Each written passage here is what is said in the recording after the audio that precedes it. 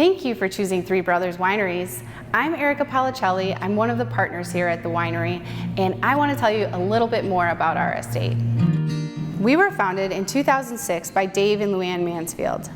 We have 40 acres of grapevines, a fully operational farm. All of the wines you're tasting today are from our farm. We have 2 female winemakers, Kim Marconi and Paige Vinson. On our campus, we actually have 3 wineries and a microbrewery. We have an extensive portfolio of not only wine, but also beer, hard cider, wine spritzers, and wine slushy, all manufactured here on site. When we opened our doors in 2007, we had a modest staff of 10. We've grown to employ 40 full-time and 100 part-time employees. We pride ourselves on creativity, innovation, and our company culture. When you make a purchase from Three Brothers Wineries or Warhorse Brewing, you're supporting a majority women-owned small business, and we thank you for that.